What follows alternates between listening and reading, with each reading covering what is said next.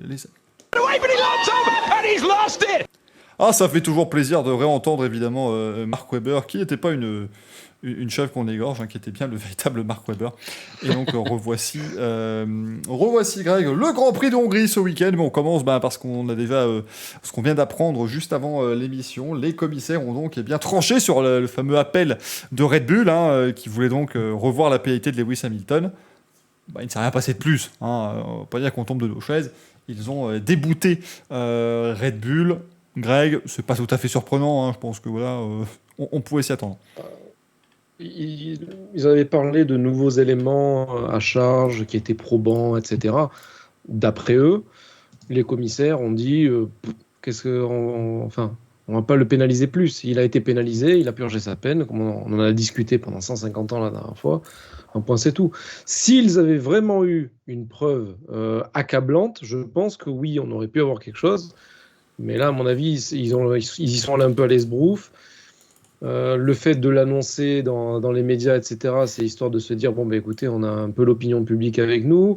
Il y a Verstappen qui a eu une grosse communication aujourd'hui dans les médias, comme quoi il a continué sur son histoire de « oui, j'ai pris 51G, le monde ne s'est pas arrêté de tourner ». Pauvre Yorick, je l'ai bien connu, tu vois. Non, mais au bout d'un moment, faut arrêter les conneries. Je veux dire, je sais plus, je crois que c'est... je sais plus, il y a un tweetos qui a marqué attention, il y a quelqu'un qui lui a pris la température en rentrant dans le paddock. Est-ce que tout le monde s'est arrêté par précaution, par respect pour lui? Et au bout d'un moment, il faut se calmer. Oui, il a pris 51G. Oui, il est allé à l'hôpital, etc. Est-ce que c'était déplacé? Je pense que c'était un coup de com'. Est-ce que Red Bull avait raison d'aller faire un appel, d'aller défendre son beefsteak? Parfaitement. Il y en a plein, j'ai vu sur les réseaux qui ont enragé en disant « Oui, Red Bull, vous êtes des forceurs, etc. » Ce sont des entreprises. Ils défendent leur bout de gras. C'est normal qu'ils y aillent. Ils avaient des éléments. Ils ont tenté. Il y a un championnat qui est en jeu. Il y a même 2 championnats qui sont en jeu. Donc pour moi, c'est tout à fait normal.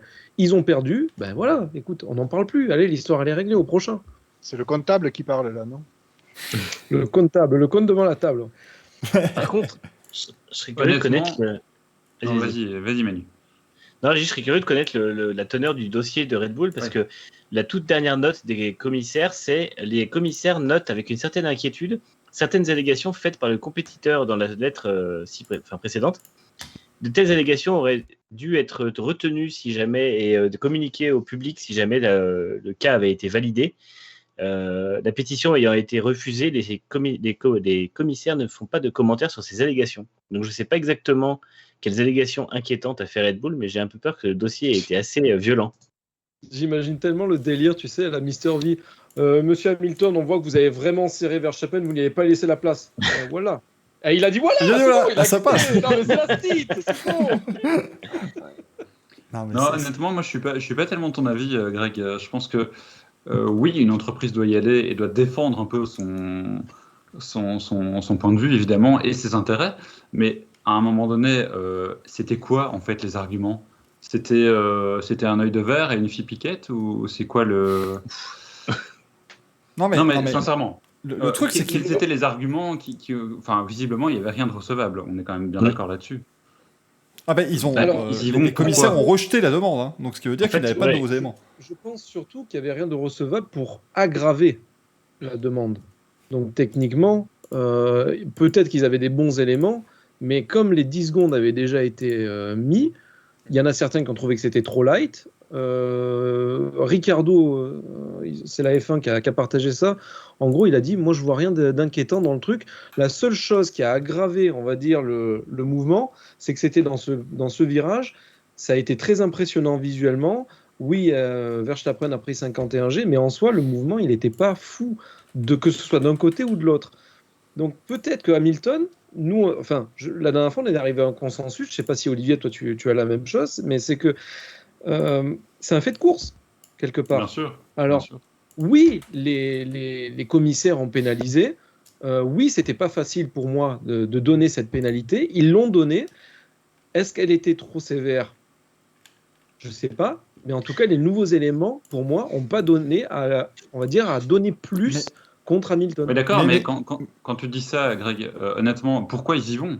Ils y vont, Ouais. c'est une entreprise, ça défend les intérêts, mais changez d'avocat, les gars, parce que Non, mais par contre, ça sert à rien. attention les amis, parce Il que a été mauvais, hein. d'après les commissaires, il n'y a pas eu de nouveaux éléments, parce que les commissaires le disent, en utilisant ces critères. Donc les critères sont les critères énoncés précédemment pour dire qu'est-ce qui constitue une nouvelle preuve, hein, pour justement rouvrir le dossier.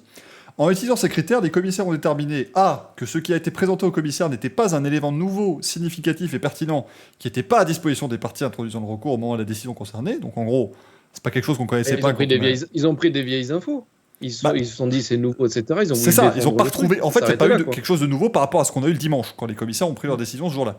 Dis-nous, Manu. En fait, il se dit que les deux éléments qu'ont apporté Red Bull, c'est un diapo de toutes les captures d'écran pour montrer les trajectoires de chacun.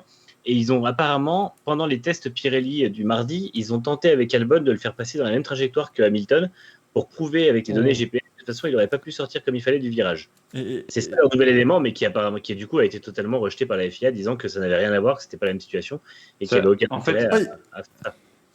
Ça vaut autant que l'argument de Horner quand il dit que de toute façon, on ne dépasse pas à l'intérieur dans ce virage, quoi. Voilà. Mais Ouais, c'est ils ça. expliquent effectivement, les commissaires expliquent que les diapositives de l'annexe 2 de la lettre du concurrent qui ont été invoquées comme nouvelles preuves n'ont pas été découvertes, mais créées dans le but de soutenir la requête en révision. Donc globalement, c'est pas une preuve qu'ils ont apportée, c'est juste, regardez, si on met les photos comme ça dans cet ordre-là et qu'on appuie vite sur le bouton de droite, l'image elle bouge. C'est à peu près ça hein, qu'ils ont fait. Il y a une très belle animation d'ailleurs qui a circulé sur les réseaux où tu vois justement le parallèle en 3D entre le move Verstappen-Hamilton et Leclerc-Hamilton. Et ils auraient pu arriver avec ça, à la limite c'était plus parlant que ce qu'ils ont amené. Hein. Non, Franchement. c'est complètement Ouais, mais fou. après, il n'y avait rien qui prouvait que ce graphique-là était parfaitement juste au niveau des Ouais, je distances. pensais que tout ça. Je pense que ça aurait été, pour moi, plus parlant qu'ils aient les données, on va dire, volant de l'un et de l'autre en disant, regardez, il y en a un qui a trop écarté, il y en a un qui a donné un coup de volant. Au final, ils sont arrivés Mais ça, avec ils du les vent, avaient hein, déjà, quoi. je pense. Parce que comme Ouais, on c'est voit ça, en fait. à la télévision, quand on a des fois on a le petit graphique avec le volant qui tourne, ça prouve que les données sont déjà récoltées C'est ça. par la FIA. Donc ils les avaient déjà, tous ces éléments-là. Donc effectivement, il n'y a pas eu de nouveaux Non. éléments.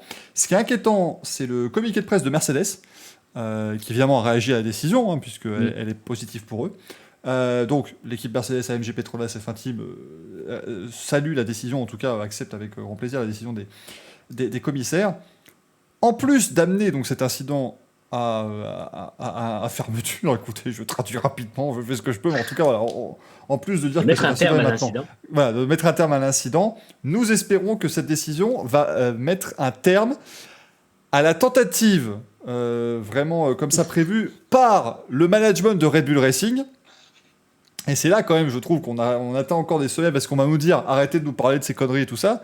Mais là, faut le dire parce qu'ils disent donc une tentative préméditée un peu plus donc de Red Bull Racing de détruire d'une certaine manière l'intégrité sportive et le nom de Lewis Hamilton, y compris dans les documents qu'ils ont transmis au commissaire pour demander de rouvrir le dossier.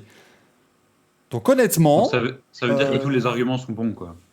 c'est-à-dire que là, en fait, on se demande maintenant qu'est-ce qui s'est dit dans la fameuse lettre de Red Bull. C'est ça, en Mais fait. ça rejoint ce que je te disais tout à l'heure avec le dernier paragraphe des commissaires qui explique qu'ils ont une certaine inquiétude par rapport au truc qui leur a été soumis par Red Bull, quoi. Moi, je sais que je pense qu'il y a vraiment un problème de communication entre les deux équipes là aujourd'hui qu'il va falloir que la FIA surveille de près parce que ça va très très loin. Donc, je sais pas ce que Red Bull cherchait. En fait, je comprends pas ce qu'il voulait en disant non, ça ne sera pas un incident qui sera traité comme les autres. Cet incident-là est beaucoup plus grave que ce qui se passe en piste d'habitude. Non, je veux dire, c'est un incident de piste. Il y a un responsable qui a été sanctionné au départ. Après, à la limite, ce que je trouve con de leur part, c'est qu'ils auraient pu dire, bah écoutez, nous, c'est une grosse dépense qu'on n'avait pas prévue. On voudrait que ce soit exclu du plafond budgétaire ou ce genre de choses. Mais là, en fait, ils sont allés tellement loin en voulant quasiment faire une pendaison de Lewis Hamilton dans le paddock du Hungaroring qu'en fait, au bout d'un moment, c'est n'importe quoi. Et ils ont été totalement déraisonnables. Et je comprends, même s'il ne va rien arranger, je comprends la réaction de Mercedes si apparemment les documents de Red Bull sont bien violents. Après, je pense que Mercedes va aussi loin et que ça ne va pas arranger l'affaire et l'ambiance ce week-end, quoi. Ouais, mais c'est pas trop le genre de la maison. Je persiste à dire que c'est quand même du bluff médiatique et qu'ils ont tenté quelque chose. Voilà, ça arrivait à rien du tout. Pour moi, on va dire au niveau de l'image, c'est catastrophique. L'image de marque, on prend un gros coup. Mais ils ont tenté. Voilà, Oui, mais c'est Greg, tout, faut le faire. moi je suis d'accord avec le côté ils ont tenté publiquement, ça je comprends. Il y a un côté un peu bluff, un peu grand seigneur, ça je le comprends. C'est une chose de le faire en public devant les médias, c'est une autre chose de le faire dans la demande qu'ils ont fait au commissaire. C'est ça en fait qui est peut-être plus grave. C'est-à-dire que j'ai si tu j'ai dis presque envie de dire, c'est un peu la même manœuvre que Ferrari qui dit que quand il y a un truc qui lui plaît pas, il se barre. Red Bull, il l'avait fait il y a pas si longtemps que ça aussi pour les moteurs et compagnie. Pour moi, Ouais, mais c'est c'est du pas- même acabit. C'est du bluff. ouais, mais non, mais je Par trouve contre. que c'est oui, mais Non, c'est une chose de dire Lewis Hamilton est quelqu'un de honteux, il ne respecte rien. C'est un peu, je grossis très volontairement. Ne commencez pas à nous mettre des commentaires sur YouTube en disant qu'on est des gros connards.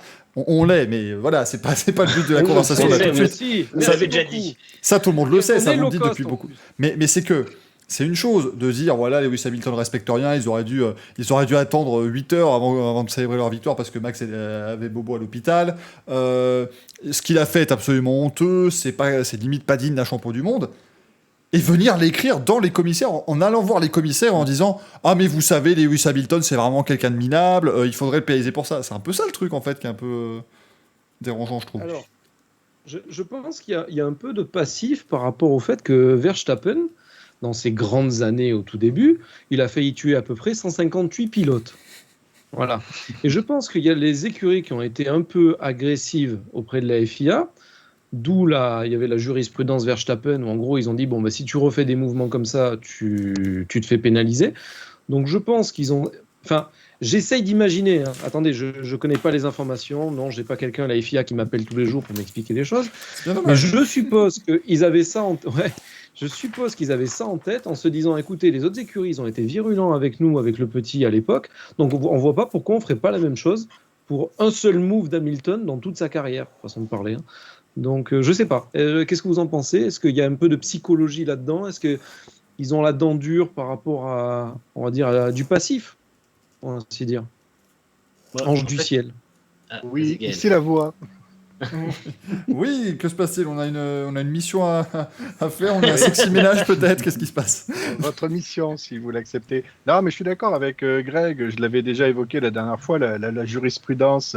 Enfin, il y avait effectivement la jurisprudence Verstappen qui d'ailleurs a débouché sur l'histoire des dépassements où le demi-train avant devant son adversaire équivaut à ce que le dépassement soit validé. Ça, c'est directement une conséquence de ce que Red Bull a fait. Et je pense qu'à mon avis, je dis bien je pense parce que bien sûr on n'est pas dans les petits papiers, on ne sait pas ce qui se passe, mais je pense que Red Bull a voulu faire la même chose cette fois-ci, recréer une jurisprudence en disant et en essayant de vouloir démontrer que Lewis Hamilton savait très bien ce qu'il faisait et que de toute façon, le dépassement n'irait jamais à son terme. Donc ils ont essayé de démontrer volontairement que Hamilton est allé pas volontairement au crash, je pense pas, même si peut-être c'est ce que certains vont extrapoler, mais je pense qu'ils ont au moins voulu démontrer que de toute façon, Hamilton savait très bien où il plaçait sa monoplace et que de toute façon, le but était non pas de faire un dépassement propre,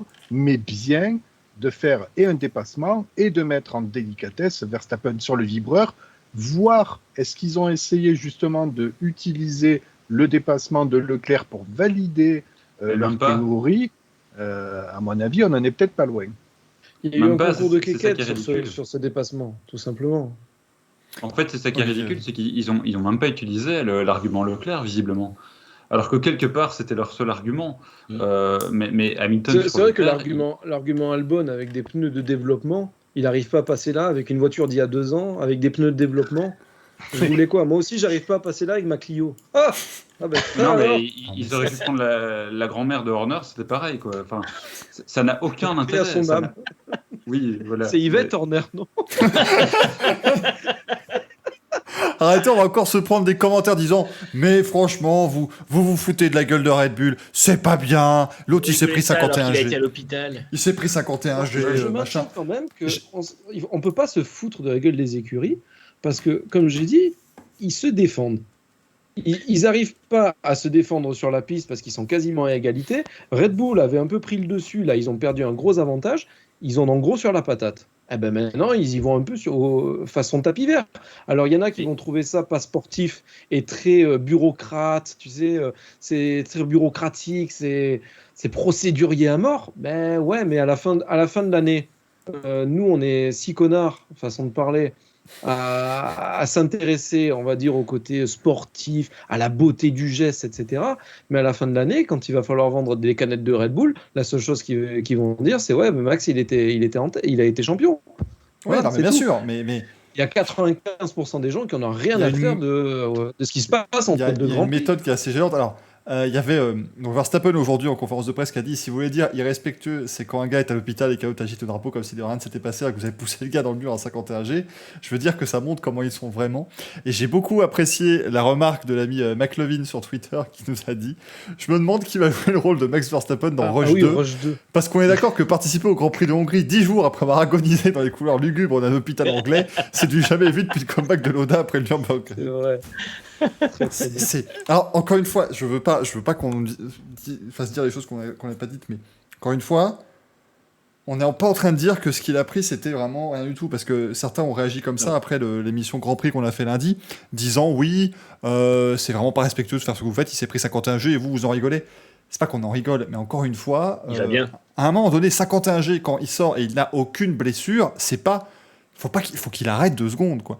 Et puis, oui, alors, ça va bien, quoi. C'est pas. Alors attention, petite je le dis très bien. Oui, si moi j'étais dans la voiture à ce moment-là, je serais mort. Oui, il y a pas de problème. Mais j'aurais pas été devant Hamilton Oui, déjà, non, je pense à ce moment-là. Non, mais Mais- en soi, c'est 51G déjà sur un très court laps de temps, d'accord? C'est 0,01 seconde, j'exagère à peine, c'est pour schématiser la chose. Et l'autre chose, c'est que je pense qu'il s'est jamais pris une baffe comme ça en F1.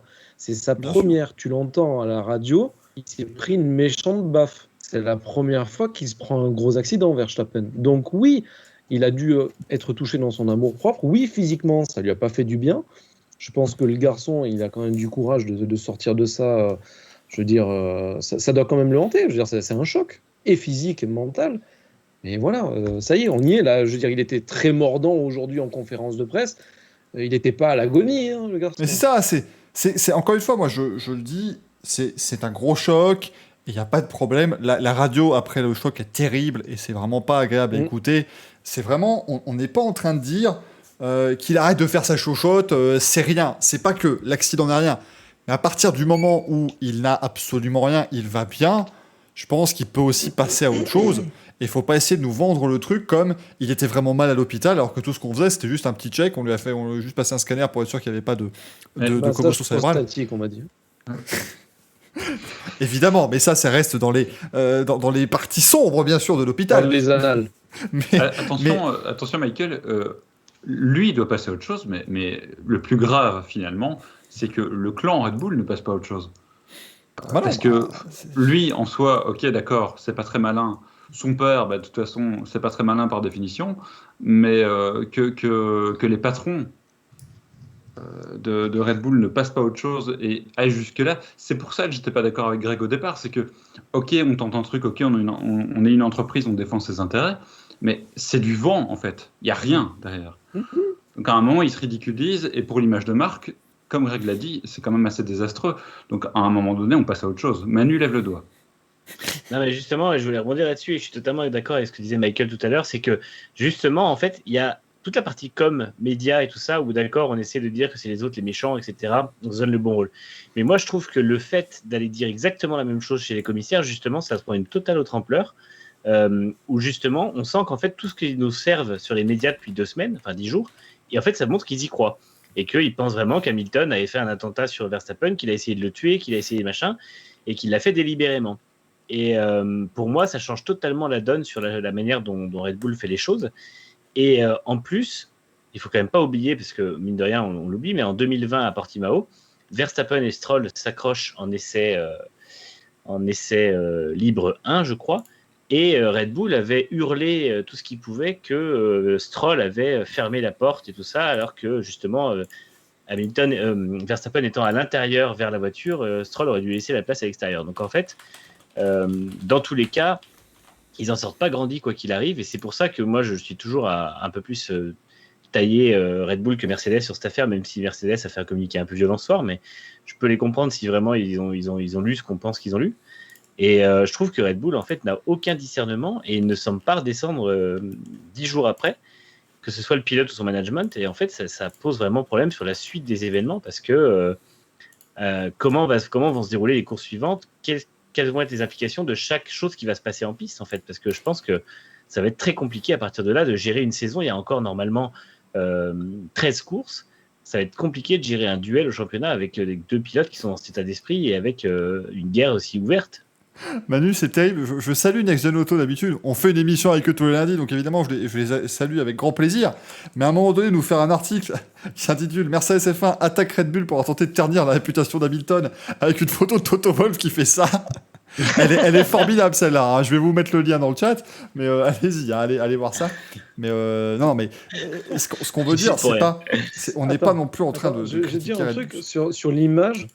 Une fois qu'il y a eu l'accident, tout le monde a hurlé au scandale comme quoi Hamilton était le méchant qui l'a foutu Verstappen dans le mur, etc. Verstappen est allé à l'hôpital. Il s'en serait tenu à ça. C'était Wolff qui passait pour la pleureuse avec son histoire. Est-ce que tu as reçu mon mail, Michael? Sinon, je vais venir te casser la gueule. C'est Hamilton qui passait pour le méchant en piste. Mais après, t'as Horner qui a mis son grain de sel en disant oui, la pénalité n'était pas assez juste. Oui, c'est une disgrace de fêter ça, etc. Verstappen qui a fait exactement la même. Il y a en plus des petits malins qui sont amusés à dire que Jos Verstappen avait fait à peu près la même chose alors que le pauvre gars, pour une fois, il avait rien dit. Red Bull, ça a été catastrophique la communication là. Ils ont perdu le week-end là, vraiment, mais dans les grandes largeurs. Franchement, tout le monde était avec eux en un quart de seconde avec des déclarations à la Horner, parce qu'il en a le secret de ces déclarations à la con. Ben voilà, ils se sont pris la shitstorm. Et puis bien comme il faut, il y a même des mecs qui sont sacrément hard contre Verstappen là, par rapport à ce qu'il dit. Parce que Verstappen aujourd'hui, il a quand même sorti, oui, on voit le vrai visage de Mercedes, etc. Pendant que j'étais en train d'agoniser, eux, ils avaient le drapeau, etc. Calme-toi, garçon. Prends un Red Bull, donne-toi des ailes. Au bout d'un moment, calmos. Non mais je suis complètement d'accord. C'est-à-dire que là, ils ont perdu une énergie incalculable à essayer de faire leur truc là. Et c'est un peu ce qu'on évoquait lundi, c'est-à-dire que voilà, ils essayent. En fait, ce qui est assez étonnant, encore une fois. Et attends, il faut dire qu'il y a un quart du budget 2022 qui est passé dans les avocats qui ont perdu. Mais bien sûr, évidemment, c'est ça. Non mais ce qui est fou, c'est qu'à la rigueur, si ça avait été la situation inverse et Mercedes qui ferait tout ça, j'aurais dit à la rigueur, oui, ça me surprend pas. Ils ont perdu la bataille en piste, ils sont plus au niveau de Red Bull, ils s'accrochent aux branches, ils essaient tout ce qu'ils peuvent pour déstabiliser Red Bull. La Red Bull, ils arrivent en tête du championnat, ils ont gagné les 5 Grands Prix qui précèdent, ils ont une voiture super, ils battent Hamilton en qualif sprint, tout va bien pour eux. Ça parce qu'ils se disent que finalement le championnat, il n'est pas si vite gagné que ça. Ben c'est ça, et pourtant, c'est eux dont on a l'impression qu'ils sont en train de perdre les pédales complètement. Et c'est vraiment pas, parce qu'évidemment, on va vous dire qu'on est pro Mercedes, c'est pas être pro pour l'un pour l'autre que simplement vous dire que la Red Bull perd les pédales absolument. Ils sont en roue libre totale. On salue Damien, on salue Olivier. Dans le mauvais sens du terme, ouais. Voilà, c'est beaucoup moins sympathique que les deux lurons de YouTube, mais à un moment donné, c'est vraiment, il faut qu'ils se reprennent, parce que là, encore une fois, si Verstappen fait une super course ce week-end et s'impose, on dira, mais quel incroyable pilote, il s'est pris 51G à 2 semaines, rendez-vous compte, et il n'a rien eu, et pourtant il est revenu, et il a gagné face à Hamilton, qui était pourtant en pleine possession de ses moyens. Et s'il perd, on dira, mais oui, mais bon, si c'était pas pris 51G. Elle était comme ça, quoi. C'est ça. C'est incompréhensible. Des déclarations à 2 balles, Horner, il a fait ça. Je suis désolé, hein, Horner, il y a des fois je l'aime bien, et des fois je l'aime pas. Là, je l'ai pas aimé du tout. Autant Toto Wolff, j'ai gueulé contre lui quand il a fait son histoire du mail, etc., aller courir chez les commissaires, parce que Horner y est allé, parce qu'en gros, Wolff y est allé en disant non, mais on monte pas chez les commissaires, en 25 ans de métier, je suis jamais monté chez les commissaires. Donc il a défendu son écurie. Pour moi, c'était louable. Mais après, non, tout ce qu'ils ont déclaré, je suis désolé, la cote de popularité, elle a fait comme ça. La balle était plus dans leur camp. En fait, ce qui est fou, c'est pour étayer un peu ce que tu dis, c'est que ils étaient vraiment vus comme enfin l'équipe qui allait battre Mercedes, qui pouvait les battre, qui allait enfin un peu redorer le blason de la F1 qui était un peu encroûté dans cette domination. Et en l'espace de 2 semaines, je pense qu'aujourd'hui, Mercedes a presque plus que jamais des fans et des supporters pour la lutte pour le titre, alors que finalement, ce serait qu'une 8e couronne de suite, quoi. Donc, Je ne sais pas comment, à quel moment personne leur a dit, dans le même, ne serait-ce que chez le département com, leur a dit maintenant les gars, on arrête là, on arrête les frais parce que là on va trop loin et c'est grave. Et du coup, je comprends pas que Et personne leur cette dise. semaine, on a Mercedes et Hamilton qui ont lâché les chevaux en bonne communication, Mm. avec des commissions pour que les Libanais non-genres soient mieux représentés dans le sport auto. J'en passe et des meilleurs. Non, mais je veux dire, ils sont habiles, les mecs. Je veux dire, en plus de ça, ils font des choses louables. Et, Qu'est-ce que on a vu tu aussi peux leur reprocher au final? Lewis Hamilton et Sébastien Vettel aussi prendre parti pour Prendre part. toute la communauté LGBT+, bien sûr, surtout en Hongrie, parce que c'est une très bonne chose aussi de le faire en arrivant au Grand Prix d'Hongrie, et ça prouve aussi que les pilotes, voilà, ils viennent certes faire leur boulot, mais ils gardent aussi un œil sur ce qui se passe, bien sûr, dans le pays, et c'est tout à fait louable. Mais pour terminer sur cette affaire, j'aimerais, comme tout le monde, je vous avoue, hein, je vais être franc avec vous, j'aurais préféré qu'on ait 20 viewers de moins, mais qu'on ne parle pas de Red Bull et de Mercedes encore une fois, parce que ce Grand Prix, c'est... Voilà. Mais à un moment donné, Red Bull a remis une pièce dans la machine. On espère que ça va être réellement clos maintenant. Mon petit doigt me dit que c'est pas forcément le cas, mais normalement, il y aura plus de passage chez les commissaires, il y aura plus rien. Par contre, s'il y a le moindre bout d'une Mercedes qui touche le moindre bout d'une Red Bull ce week-end, c'est reparti pendant encore des semaines, et les vacances vont être bien longues, à mon avis. Donc, ça, Voilà, la seule question, Michael, que je me pose, c'est quand même que fait Monster dans l'histoire, quoi. c'est vrai, ils ont pas fait. Ils auraient dû faire une grande campagne de pub maintenant à dire regardez, nous on sponsorise des winners, et voilà, c'est pas. ça serait pas arrivé avec Rich Energy, ça. Energy, Rich Energy, putain, ils auraient mis le paquet, les mecs. Oh là là. Red Bull annonce on engage un avocat, Rich Energy ils en engagent 2. Ils font tout mieux que Red Bull.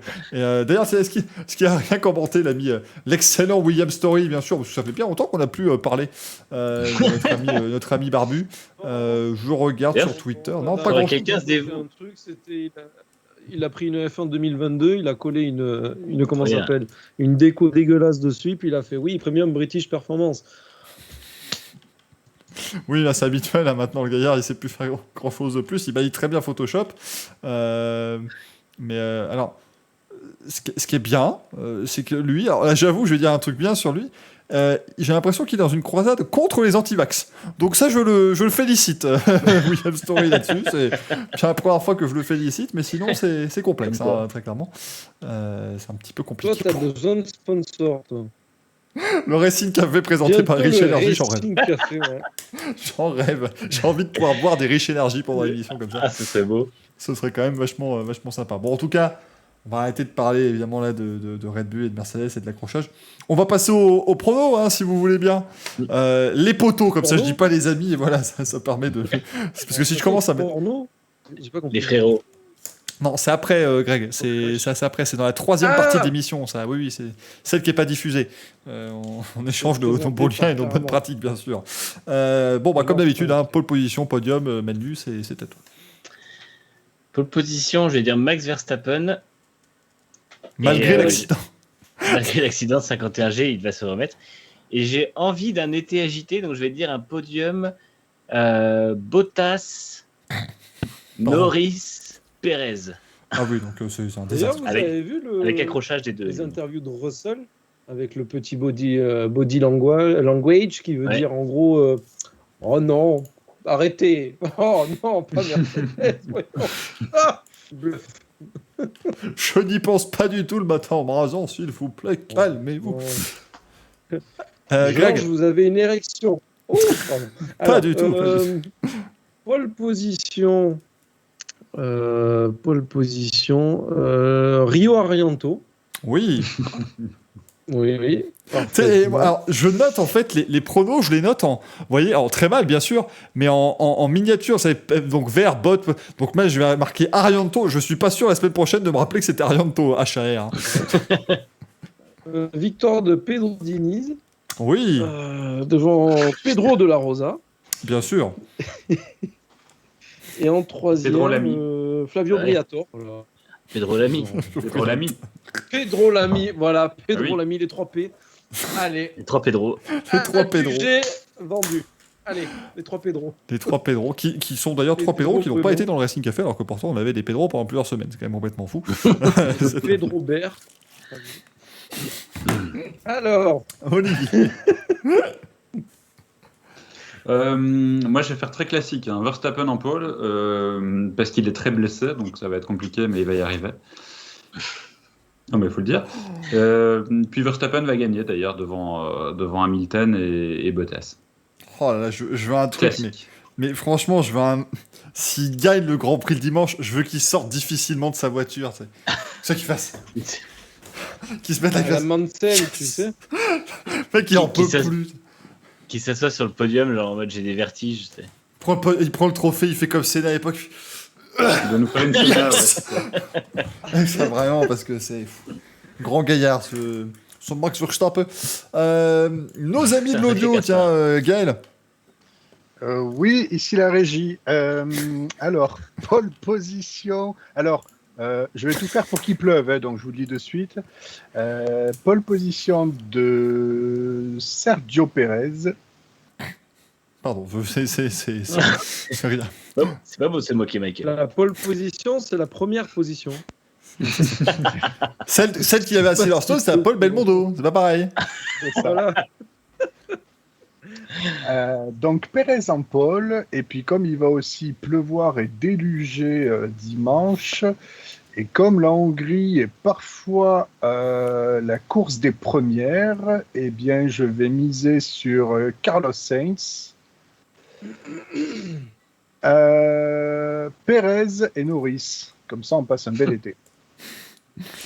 Ça, effectivement. Aquel. Ce sera le numéro de ton dealer. Ici s'il te l'adjoint de la régie. Pour moi, ce sera une plaît. À pole quoi de il faudrait petite pole de Verstappen. Et ensuite, en course, je vois bien un Verstappen-Leclerc-Hamilton. Oh. J'ai envie que je suis sûr que cette Ferrari va faire quelque chose sur ce circuit. Parce que là où elle n'est pas censée être bonne, bah, elle est bonne. Et étant donné que l'an dernier, ils ont pris une valise, et ben cette année, ils vont être devant. Voilà. Ouais. Alors, Bah, est-ce que vous pourrez m'expliquer, c'est la première année que les gens se disent oui, le Hungaroring, c'est Monaco sans les rails. J'ai jamais entendu ça. bah, si, quand même. Quand même, si. Ça fait des Ah années. bah quand même. C'est un Ouais, circuit ouais. très Ah lent. ben, Et C'est ma le circuit culture lent par excellence. s'arrête à 2012, moi. Alors. Et c'est exactement parce que c'est Monaco sans les rails que moi, je mise totalement sur une pole de Charles Leclerc. Ah, Ah, Parce que j'étais même surpris que personne ne l'a dit avant. Par contre, une victoire de Verstappen devant Hamilton et Leclerc, mais au moins, il aura fait la pole. mais par contre, ouais, je pense qu'il peut largement... comme dit le point J, c'est Monaco sans les rails et sans la ville. Oui, non, complètement, c'est Monaco Voilà. sans Monaco. Mais Et sans Greg en plus. c'est... Eh ça oui. c'est bien. Eh oui. Ça, c'est Le une bonne chose. Hungaroring, c'est exactement pareil que Monaco, sauf dans chacun des détails. C'est exactement pareil. C'est tout pareil, mais totalement différent. En plus, il Exactement. paraît que c'est en Hongrie, donc bon. Same, but different. Très, Ça très fait un clairement. peu, tu sais, ouais, Hungaroring, tu changes 26 lettres, ça fait Monaco. Ouais. Mais oui, Ouais, mais non, bien je te entendu, jure. bien entendu. Et ça, il n'y a pas assez de gens Tu qui le disent. changes 32 virages, c'est la même chose. On devrait lancer maintenant des trucs pareils sur Twitter, des trucs complètement cons. C'est vrai que Spa-Francorchamps, si on change 17 lettres, ça fait Imola. Ça, les gens ne savent pas forcément. Ouais, attends. Je Bon, tiens, alors que- Michael, pour la caution belge, quand même, à rappeler que Ah. le Grand Prix a lieu à Budapest et que Gaëtan Vigneron, bien sûr, va nous rappeler que c'est concerné donc par les deux parties, les deux fleuves, hein, je pense, Bouddha et Pest. Oui. Euh, Ah oui, non, mais ça va être encore un truc extraordinaire. Puis, Puisqu'il l'a fait chaque année. Hein, donc, il nous donnera aussi, bien sûr, des nouvelles de son container. Depuis qu'il commente. Mais cela dit, on en rigole. C'est pour en rigoler, c'est pas une moquerie, les amis. Mais c'est vrai que c'est pas simple de commenter dans des conditions pareilles non plus. Mais au moins, on a la chance d'avoir quelqu'un sur place à la télévision belge et ça fait toujours plaisir, bien sûr. J'espère qu'il retrouvera une cabine quand même en bonne et due forme lors du Grand Prix de Belgique qui aura lieu à Spa-Francorchamps. En général, ils ont toujours une cabine qui est la cabine des speakers habituels du circuit qui leur est réservée. On espère que ce sera le cas. Mais en même temps, c'est dans le couloir où il y a toutes les cabines, donc je suis pas sûr finalement qu'il ait le droit non plus puisqu'il y a un protocole Covid encore très strict du côté de